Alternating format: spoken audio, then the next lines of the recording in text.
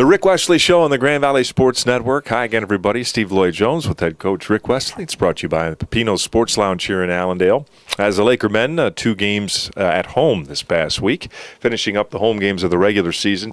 2 of the best in the conference, Rick. You knew that going in.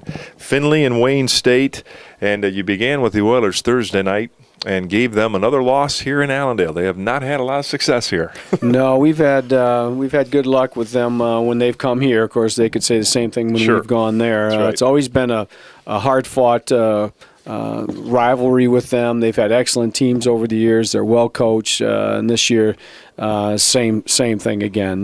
Nathan Hyde, one of the top guards in the conference.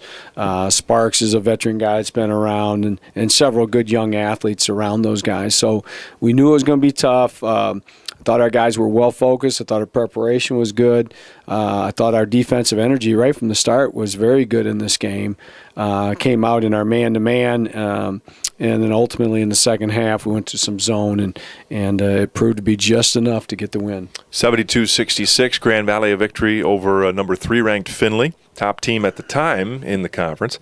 Rick, coming in, rebounding had been a problem over the last few games. There's been some cases where that had hurt you, but not in this one. You guys dominated the boards, and I know that was a key you had going in. Yeah, we did a good job. Now, Findlay's not a real big, tall team. They're a very skilled, athletic, perimeter-type team. So, although, sometimes it's not the size because it depends on the nature of the shot. Sometimes teams that shoot more threes, the balls come off longer, and it doesn't end up being such a block-out muscle around the basket type rebound. It is a chase-it-down kind of rebound. So our guys were pretty alert. They were quick to the ball.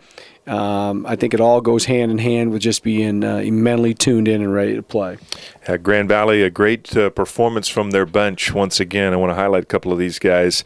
Wes Trammell, Tony Peters, 10 points from Wes, 11 from Tony Peters, and Tony only played 13 minutes. He was tremendous. Yeah, and I felt bad about that a little bit afterwards. Tony, particularly in the first half, really gave us a big lift. Wes has continued his strong play and really been a stabilizer for us all year. But Tony really did some key things for us, made some baskets. He's really doing a good job of running the floor. He kind of gets our transition game going.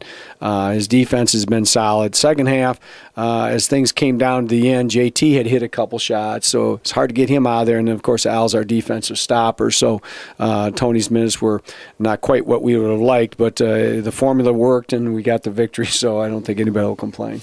Well, James Thomas had one of his best games, played just like an All-American with his three-point shooting, able to get 3 of those, had 18 points to lead you, 5 boards.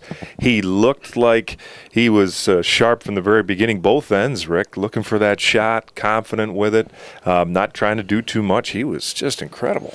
Yeah, he did a nice job, and when he's shooting the ball and playing with energy and being aggressive, it certainly helps our team. It's hard to focus on Justin when guys like JT and Tony and Wes and those guys are hitting their threes. Justin's ability to drive really opens up those opportunities for those guys. So it works hand in hand. But JT, he had one of his better games, and hopefully he's got some more of those left in him. Final thought as we leave Findlay there, the win for Grand Valley. Nathan Hyde got quite a few points. He's one of the best pure shooters around. Alvin Store's on him, Rick. How did you feel like Alvin did? At times he was right in his face. He was. That Hyde is a very tough player. I mean, he's there, Justin Ringler. He is such a warrior, and I thought we did a good job on him, and yet at the end of the game, I think he had 20 points. Yeah. And just when you thought the game was over, he just raised his level of play again, and he made 2 or 3 threes late that boy, we were all over him. Yeah. So I thought Al's energy and his effort was tremendous, and that's what it takes to just to match a guy like that. Certainly you're never going to shut him down, but at least we made him work for all he got. That's right. Grand Valley, a big win. That would bring up Saturday's game, Wayne State at home, who another very good team in the conference in the region, and they were coming in. It's kind of a setup where they had not played well over the last couple of games prior to Saturday, and they were very solid. Give them credit. They came in and played a good game, no doubt. Yeah, they really did, and they were the team for much of the year. I thought maybe was the best team in the conference. Certainly in the South, you could make a case for them. they're always a tremendous defensive team. We try to pride ourselves on defense. The combination of the two, when we play them, it's long possessions, and which result in low-scoring games. And this one was just another typical game. I think we played them 3 times last year, and we scored 56, 57, and 47 points, and now we got 50, I think, the other day. So it's always that kind of game with them. I thought our defense was pretty tough. Yeah, it was. We did a nice job.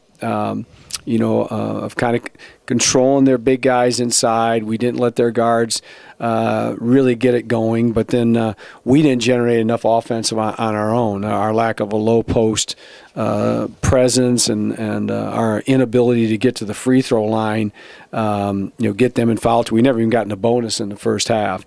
I think ultimately proved to really be our downfall. And then in the second half, when we finally did get some free throw opportunities, we didn't make them. And in a low-scoring, close game, you need to get some, and then when you get them, you need to make them. And I thought that really hurt our offense. Grand Valley fell to Wayne State 59-52. That was the first home loss this year. You go back to last year, it was 12 straight at home. Grand Valley had won, but they lose this one there to Wayne State, and that brings up the last game in the regular season next Saturday at Ferris State. Now, Ferris has won the North, Rick, but let's set this game up in terms of the overall picture. It's very important for them. They want to win the conference, but for you, it's also a great opportunity for the national tournament too, isn't it? Well, certainly just the game itself. You always want to play well against your rival, and we had a heck of a game with them in the first time around down at Van Andel. So, we'd like to go up there and play well and win just for the sake of winning, first of all. But then,